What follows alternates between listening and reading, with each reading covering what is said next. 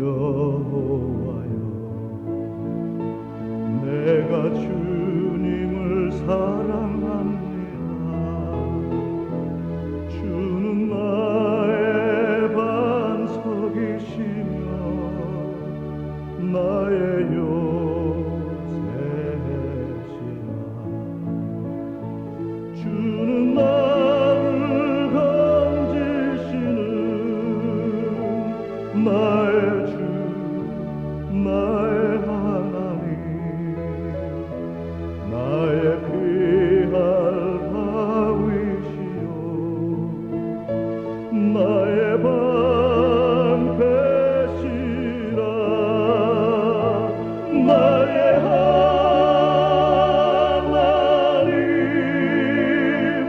나의 하나님,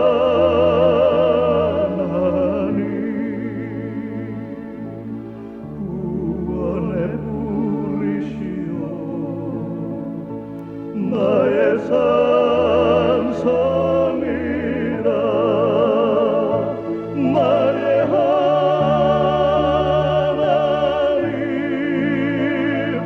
나의 하나님,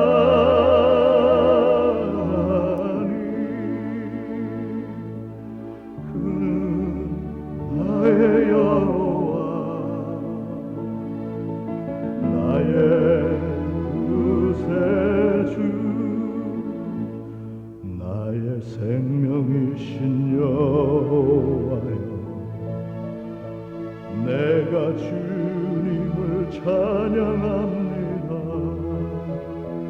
주는 나의 사랑이시며 나의 의지시라. 주는 나를 이끄시어 주의 길 인도하시며 나의 생의 목자 되시니 내가 따르리라.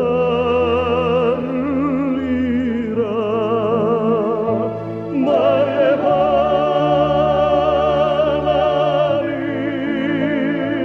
나의 하나님, 생명의 면류관으로 내게 씌우소서. 나의 하나님,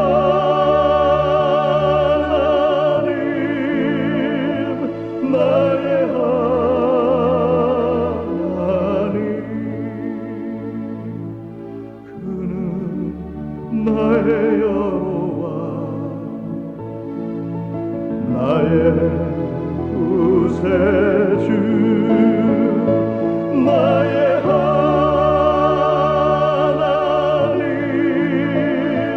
나의 하나님, 생명의 면류관으로 내게 씌우소서.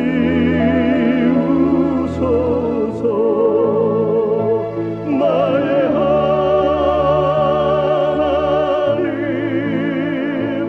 나의 하나님,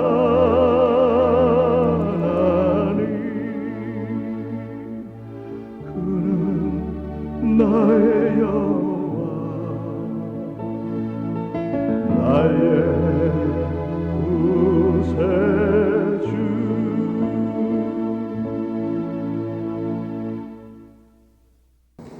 예레미야 9장 10절부터 24절 한 목소리로 봉독하시겠습니다. 내가 산들을 위하여 울며 부르짖으며 광야 목장을 위하여 슬퍼하나니 이는 그것들이 불에 탔으므로 지나간 자가 없으며 거기서 가축 소리가 들리지 아니하며 공중의 새도 짐승도 다 도망하여 없어졌습니다. 내가 예루살렘을 무더기로 만들며 승냥이 굴이 되게 하겠고 유다의 성읍들을 황폐하게 하여 주민이 없게 하리라. 지혜가 있어서 이 일을 깨달을 만한 자가 누구며 여호와의 입의 말씀을 받아서 선포할 자가 누구인고 이 땅이 어찌하여 멸망하여 광야같이 불타서 지나가는 자가 없게 되었느냐. 여호와께서 말씀하시되 이는 그들이 내가 그들의 앞에 세운 나의 율법을 버리고 내 목소리를 순종하지 아니하며 그대로 행하지 아니하고 그 마음의 완악함을 따라 그 조상들이 자기에게 가르친 바알들을 따랐습니다. 그러므로 만군의 여호와 이스라엘의 하나님께서 이와 같이 말씀하시니라.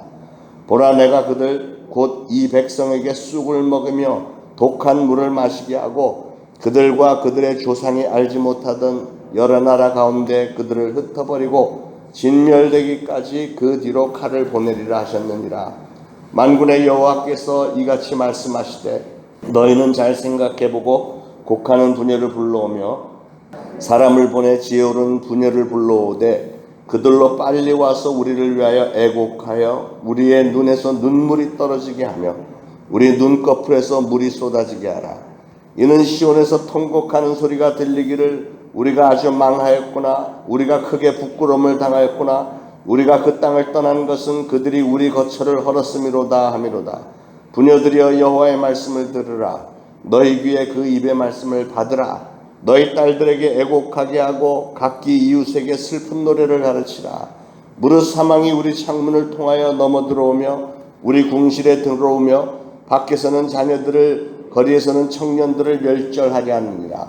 너는 이같이 말하라. 여호와의 말씀에 사람의 시체가 분토같이 들에 떨어질 것이며 추수하는 자의 뒤에 버려져 거두지 못한 곡식단같이 되리라 하셨느니라. 여호와께서 이와 같이 말씀하시되 지혜로운 자는 그의 지혜를 자랑하지 말라. 용사는 그의 용맹을 자랑하지 말라. 부자는 그의 부함을 자랑하지 말라. 자랑하는 자는 이것으로 자랑할지니 곧 명철하여 나를 아는 것과 나 여호와는 사랑과 정의와 공의를 땅에 행하는 자인 줄 깨닫는 것이리라. 나는 이 일을 기뻐하노라. 여호와의 말씀이니라. 아멘. 예레미야 선지자는 하나님께서 예레미야 선지자에게 보여주시는 이 나라와 민족의 암담한 앞날을 내다보면서 백성들에게 지금이라도 우상을 다 버리고 하나님께로 돌아오라. 지금이라도 회개하고 돌아오면 이런 일이 일어나지 않을 것이다. 호소를 하는데 백성들은 오히려 그런 얘기를 하니까 핍박하고 죽이려고 듭니다. 오늘날도 이런저런 올바른 말을 하면 사방에서 핍박을 해대고 완전히 매장시키려고 하는 그런 움직임들이 얼마나 많습니까? 그래서 예레미야는 눈물로 기도하기를 1절에 보면 어찌하여 내 머리는 물이 되고 내 눈은 눈물 근원이 되고 죽임을 당한 딸 내 백성을 위하여 주야로 울리로다. 죽임을 당한 딸이라는 것은 자기 나라를 얘기하는 거예요. 이스라엘, 유다. 그래서 자기 나라와 민족의 앞날을 생각하면 그저 눈물만 쏟아지는데 어느 정도 눈물이 나냐면 내 눈이 눈물의 근원인 것처럼 마치 끊임없이 막 눈물이 쏟아져 나온다는 거예요. 이제는 어디로 도망할 데가 있으면 도망이라도 하고 싶다고 했습니다.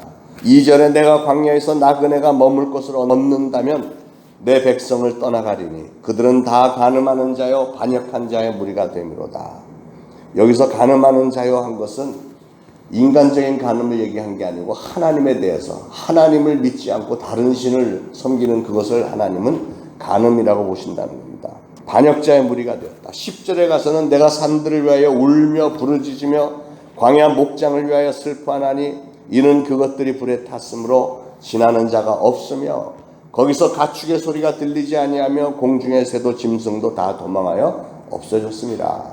그래서 이 예레미야 선지자는 이 산들을 바라보면서 눈물을 흘리고 초원의 목장을 바라보면서 슬픈 노래를 부르지 않을 수가 없었다는 거예요. 왜냐하면 그 아름답던 산야가 불에 타서 황무지로 변했고 그래서 지나다니는 사람들도 더 이상은 없고 양떼 울음소리도 그쳐서 적막하고 공중의 새와 들짐승마저도 다 사라져 버렸기 때문이다. 이것은 하나님의 심정을 예레미야에게 주셔서 예레미야가 지금 기록을 한 말씀이라고 우리는 봐야 됩니다. 하나님이 그 나라를 돌아볼 때 그 사랑하는 이스라엘 유다 나라가 이렇게 황폐하게 된 것은 바로 그들의 죄악 때문에 그렇고 그렇기 때문에 하나님이 징계하지 않을 수가 없어서 이런 상황이 되도록 지금 현재는 지금 이 장면은 일어났다는 게 아니고 예레미야가 환상으로 보고 있는 거예요. 앞으로 이런 모습이 될 것을 보고 있는 것을 전달하는 겁니다.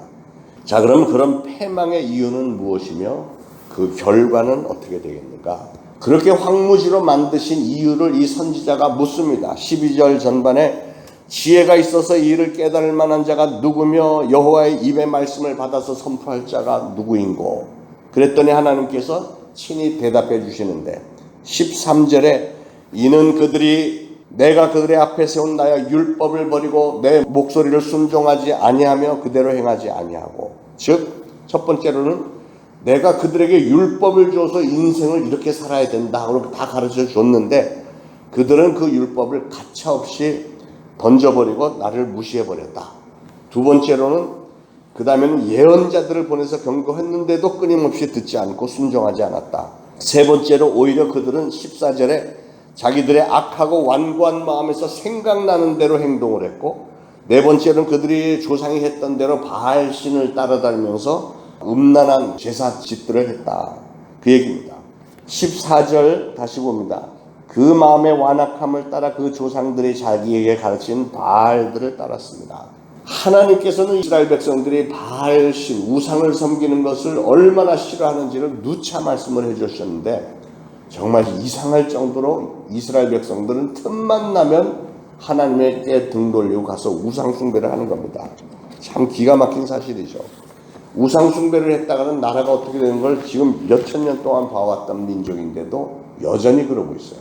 그 결과로 하나님은 이 백성들에게 계속해서 자극이 되도록 깜짝 놀라서 회개할 수 있도록 그 다음에는 독초를 먹이겠다. 15절에 보라 내가 그들 곧 이 백성에게 쑥을 먹이며 독한 물을 마시게 하고, 그리고 16절에 가서는 그들과 그들의 조상이 알지 못하던 여러 나라 가운데 그들을 흩어버리고 그리고 진멸되기까지 그 뒤로 칼을 보내리라.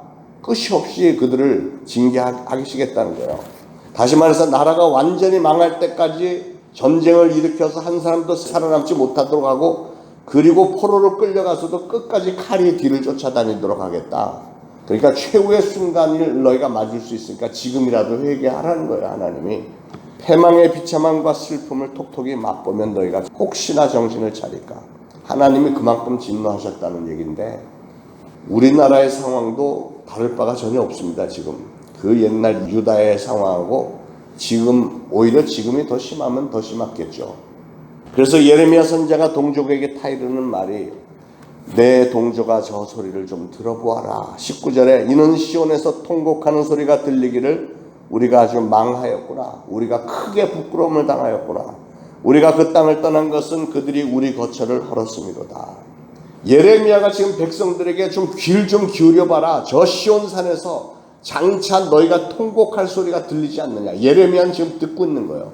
장차 이 백성들이 통곡을 하면서 우리가 왜 그랬던 거 막 후회하는 소리, 우리가 망했구나, 우리가 크게 부끄러움을 당했구나, 우리가 그 땅을 떠난 것은 그 이유가 무엇일까? 그것은 우리가 스스로 자초한 일이다. 우리가 우리의 거처를 헐었음이로다. 이렇게 고백을 하는 날이 올 것이라는 거죠.